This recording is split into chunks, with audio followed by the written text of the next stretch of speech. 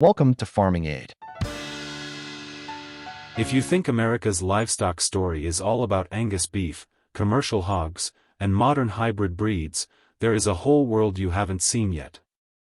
Across the country, small pockets of farmers and conservationists are fighting to protect rare animals that once shaped American agriculture but are now hanging on by a thread. These aren't just old-fashioned relics. They carry genetics that could help future farms survive heat, disease, parasites, and rising feed costs. Today we are diving into the secret herds of the United States, 5 endangered livestock breeds that deserve a second chance. Each one has a history worth telling and traits that could change the way we think about sustainable farming.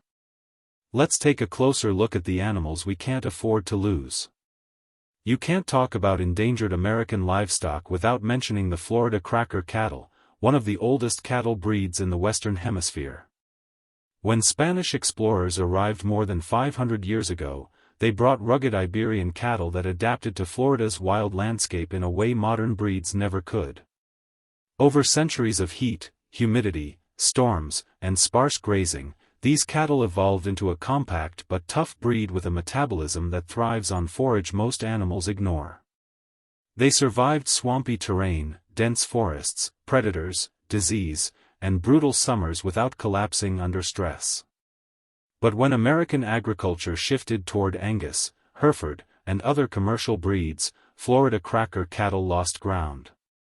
Ranchers chasing heavier carcass weights pushed them aside until their numbers dropped so low that conservationists had to step in. What people often overlook is how brilliantly suited they are for today's low-input farming. They calve easily, rarely need human intervention, and tolerate parasites far better than many cattle bred for high efficiency. In a world where farmers spend more on feed, supplements, and vet bills than ever, this ancient breed offers resilience. Its genetics can help rebuild herds that withstand the pressures of a warming climate. Preserving them keeps open the door to cattle that work with nature instead of fighting it. Another piece of America's agricultural heritage lives in the San Clemente Island goat, a small, deer-like goat that once lived wild on a remote Navy-owned island off the coast of California. Their entire existence was shaped by isolation. Over hundreds of years, they became naturally selective, developing lightning-fast agility, strong maternal instincts, and remarkable resistance to disease. Their population exploded on the island at one point, but because they were non-native animals, they were later removed for environmental reasons. Almost overnight, a breed that had lived independently for centuries became critically endangered. The goats that were rescued ended up spread across small farms and sanctuaries, where breeders discovered just how genetically distinct they were from any other goat in North America. That uniqueness is part of what makes them priceless. They represent a closed genetic line untouched by modern breeding trends. In a world where many goat breeds are becoming too similar due to crossbreeding, the San Clemente Island goat is a living snapshot of America's early farm genetics. They are excellent foragers, thriving in rough terrain, and their small size appeals to homesteaders who want hardy livestock that doesn't demand heavy feed bills. Keeping them alive also means preserving a living story of survival that began long before American agriculture even existed. America's sheep industry also has its forgotten champion, the Navajo-Churro sheep, a breed deeply tied to the cultural survival of the Navajo Nation. When Spanish settlers introduced their Churro sheep to the Southwest, native communities adopted them and spent generations shaping them into animals perfectly suited for desert life. Navajo-Churro sheep carry unique triple-coated wool that resists dust, heat, and harsh conditions. Their fleece can be spun into stunning textiles, and their use in traditional Navajo weaving created patterns and techniques known around the world. But their story has a dark chapter. In the 1800s and again in the 1900s, government livestock reduction programs targeted Navajo flocks, destroying hundreds of thousands of these sheep. The impact on the breed and on Navajo culture was devastating. After those events, only tiny pockets of these sheep survived. It took years of community effort and conservation work to revive the breed, and even now the population remains vulnerable. Yet the qualities that made them valuable in the past make them even more relevant today. Their wool is prized by artisans, their grazing style helps restore damaged landscapes, and their natural toughness reduces the need for human intervention. Saving this breed is more than livestock conservation. It is a cultural restoration, an act of respect toward a people who built an entire art form around them. Among rare American pigs, few spark as much emotion as the Choctaw hog, a breed shaped by indigenous communities long before modern commercial pork existed. These small, dark-colored hogs descend from Spanish pigs brought to the southeast in the 1500s, and the Choctaw people raised them for their ability to thrive on acorns, roots, insects, and forest forage. They were expert survivors, capable of feeding themselves with almost no assistance. After the forced removal of the Choctaw people from their homelands, many hogs were left behind or dispersed. Later, industrial pork systems preferred large, fast-growing pigs that fit modern confinement, so Choctaw hogs nearly disappeared. By the time conservationists took notice, only a handful of breeding animals remained. What makes this breed worth saving is not nostalgia but practicality. These hogs offer a path back to low-cost, low-input pork production. They resist parasites and tolerate poor forage, which lets them thrive in outdoor systems without heavy feed inputs. Their meat also carries a richer flavor profile that chefs love, making them ideal for niche markets focused on heritage foods.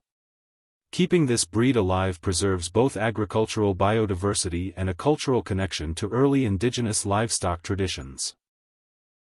Another powerful but little-known story involves the American mammoth jackstock, a massive donkey breed developed during the early years of the United States. George Washington and other early leaders believed the young country needed stronger draft animals for farming, wagon transport, and the creation of superior mules.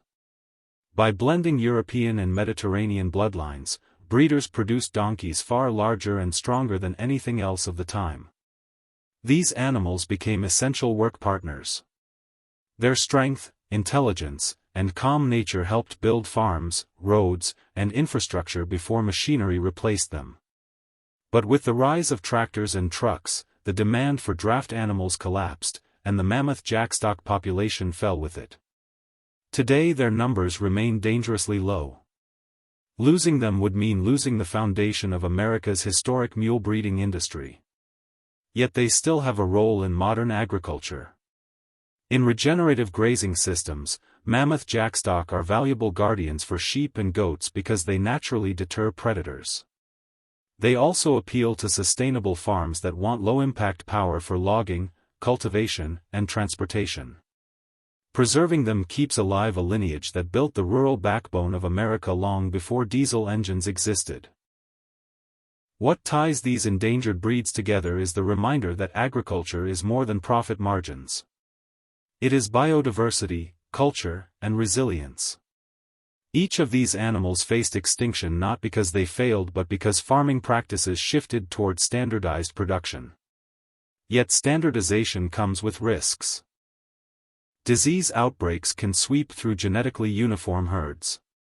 Climate extremes can push specialized commercial animals past their limits. Feed prices can break small farmers who depend on animals bred for intensive systems. By keeping heritage breeds alive, we protect genetic traits that may be essential in the future.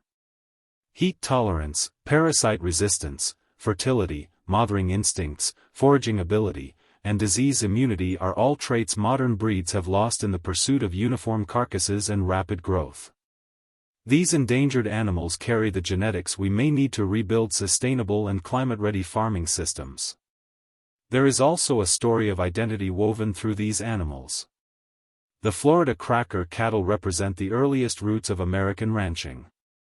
The San Clemente Island goat captures an isolated genetic history that exists nowhere else.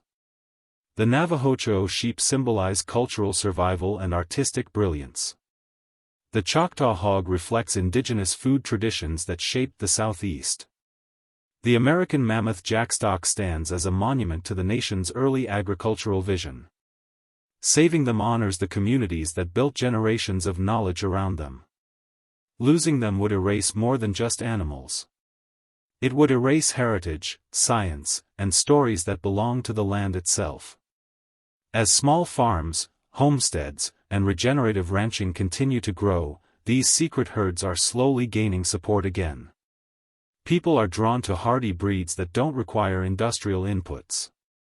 They want animals that thrive with nature rather than demand constant correction. Heritage breeds offer exactly that. They ask for space, forage, and time, and in return they give resilience, flavor, and a connection to history that modern livestock cannot match.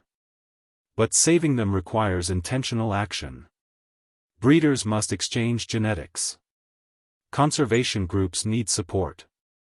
Farmers must be willing to reintroduce these animals into real production systems. Viewers sharing knowledge through platforms like YouTube become part of this effort, because awareness is half the battle. The more people know these animals exist, the more likely they are to survive into the next generation.